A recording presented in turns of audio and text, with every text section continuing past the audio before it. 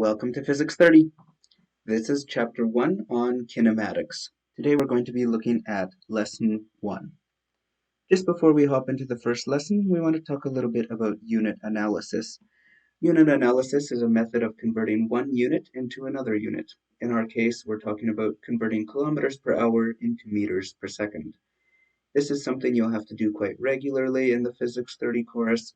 So we'll look at how to do that, and then we'll store a number in your calculator to make that a little more efficient in the future. So if we want to convert 1 kilometer per hour into meters per second, we can start by writing the ratio 1 kilometer over 1 hour, which we know that 1 kilometer is equal to 1,000 meters and 1 hour is equal to 60 minutes. So we can write it as 1,000 meters over 60 minutes. And converting the minutes into seconds, we get 1,000 meters over 3,600 seconds, which then reduces to 5 over 18 meters per second. So it's this 5 over 18 that we're going to be remembering, and that's what we want to store in your calculator. To convert kilometers per hour to meters per second, we're simply going to use the 5 over 18. If you know how to use the store and recall buttons in your calculator, this would be a good thing to do right away. So you can store the value in your calculator, and then to use, you'll simply multiply the speed given in kilometers per hour by that fraction to find the meters per second. So for example, if you wanted to convert 120 kilometers per hour into meters per second, you'd simply take the kilometers per hour, 120, and multiply by the 5 over 18, and you'll get approximately 33.33 repeating meters per second. This chapter, we're going to look at quite a few definitions. So in Chapter 1, we cover kinematics, which is simply the study of motion without reference to the forces causing the motion. Dynamics, which is what Chapter 2 is all about, is very similar, but it's the study of motion and the forces that produce it. So kinematics and dynamics both talk about motion, the difference being that kinematics does not deal with what causes the motion, dynamics does. Hey.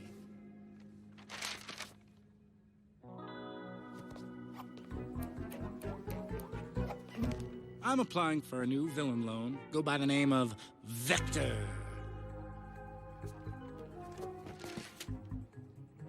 It's a mathematical term, a quantity represented by an arrow with both direction and magnitude. Vector! That's me, because I'm committing crimes with both direction and magnitude. Oh, yeah! Check out my new weapon. Piranha gun! Oh, yes! Fires live piranhas. Ever seen one before? No, you haven't. I invented it. Do you want a demonstration? Oh, ah! It's so difficult sometimes to get the piranha back inside. So some more definitions. A vector is a quantity that has a magnitude, a unit, and a direction. So some examples, something like 5 meters east, 100 kilometers per hour south, or $20 down. 5 meters east has a magnitude of 5, a unit of meters, and a direction east. Notice that the direction is shown in square brackets. 100 kilometers per hour, it has a magnitude of 100, a unit of kilometers per hour, and the direction is south, again shown in square brackets.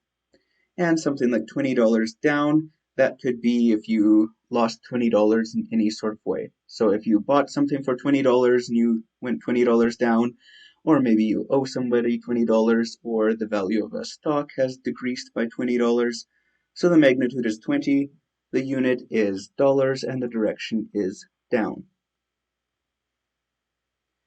A scalar is similar to a vector, however it does not have a direction. So a scalar is a quantity that has only a magnitude and a unit.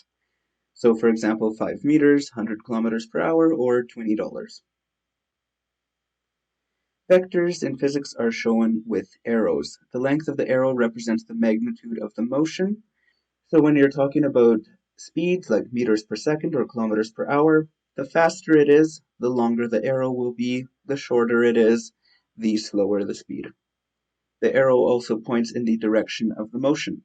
So in the example below, we've got a speed of 5 meters per second, and it's shown to be 42 degrees. So we would say that this is 5 meters per second, measured east 42 degrees north. Notice again that the direction is shown in square brackets. Position X is denoting where you are located currently.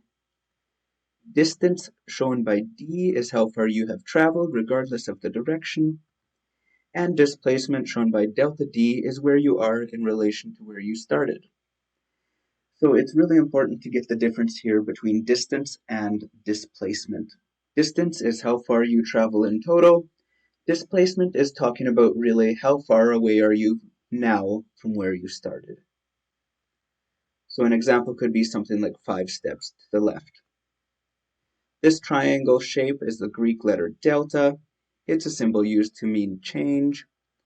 So for an example, from $6 to $10 would be an increase of $4. So we would say delta dollars is $4. Going from 5 kilometers to negative 5 kilometers is a change in kilometers of negative 10. Or going from 15 degrees Celsius to negative 7 degrees Celsius is a total change in degrees of negative 22 degrees Celsius. So looking at distance versus displacement, if you have the 2 dots here that show the start and stop, and there's some red route, which is the path that you are traveling. If you drive this path, let's say your odometer goes up on your car by 8 kilometers. That would be your distance. That's how far you traveled altogether. However, the shortest path from start to stop is only 5 kilometers, and that's what we would call the displacement. The red route is the distance, it's how far you move overall, and the green route is the displacement, it's how far away are you from where you started. So thinking about a slightly different example, if we think about the track at school, what is the distance of 1 lap around the track? If you run around the track completely, it's a distance of 400 meters. But what is the displacement of 1 lap around the track? Well, if you start at one place, you run around the entire track and end up back where you started. The distance from where you start to where you end, or the difference from where you start to where you end, is 0 meters. You end in the same place you started. So it is possible to move somewhere and have some kind of distance traveled, but still have a total displacement of 0 if you end up in the same place where you started. Some examples of different concepts and whether they're vectors or scalars. Something cannot be both a vector and a scalar, it must be one or the other, and the deciding factor is whether or not it includes a direction. So a distance like 50 meters, is there a direction? No. So is it a vector? No. It would have to be a scalar. Vectors need to have a direction. A displacement like 50 meters northeast, it has a direction, so it will be a vector, not a scalar. A speed like 35 meters per second, no direction, so no vector, it's a scalar.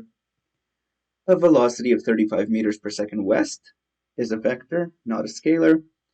And an acceleration, something like 9.8 meters per second squared down, is also a vector and not a scalar. Lastly, looking at some alternate definitions in case you don't like the ones provided. Distance is really just how far did it travel. Displacement is where is it now in relation to where it started. Speed is how fast was it going. And velocity is at what rate and in what direction did it move towards its final destination. Thinking overall distance divided by total time. So if we backtrack here for a second just to that distance versus displacement slide, this one, if you look at the red route, it's hard to say what the direction is because the direction is constantly changing as you move through the route. Originally, you're moving right and down, then you're moving up and right, then you actually turn around completely and move left. So it's hard to determine the direction while you're thinking about distance. But when we move to the green one, displacement, there's only one direction, and that's measured from your overall starting position to your overall ending position. So the overall direction is right and down. Thinking about uniform velocity, these are the definitions we need to keep in mind. Velocity is delta d over delta t, meaning the change in displacement over the change in time. You'll notice that speed and velocity formulas look very similar. Speed is the distance over time, whereas velocity is the displacement over time. So position time graphs, something like the one shown below, where on the x-axis, the horizontal, we have time measured in seconds, and on the vertical axis, the y-axis, we have position measured in meters. The slope of a position time graph will give us the velocity. You might wonder, why is that? Well, it's because velocity is change in displacement over change in time. So change in displacement measured along the y over change in time measured along the horizontal would be equivalent to your rise over run. If you remember that the slope of a line is rise over run, the rise here is shown as displacement, position, and the run is shown as time. So when we put those one over the other, we actually get the formula for velocity. So what does that mean? Means if you have a flat line, there is no slope, and therefore there is zero velocity. The object is standing still. If you have a positive slope, the object is traveling at a constant velocity away from you. Over time, the distance between you and the object is getting greater. And if you have a negative slope, the object is traveling at a constant negative velocity. Note that you cannot have a negative speed. You can, however, have a negative velocity. It just means the distance between you and the object is decreasing, or in other words, the object is moving toward you. So for our first assignment, we're going to look at page 16, questions 1 to 3.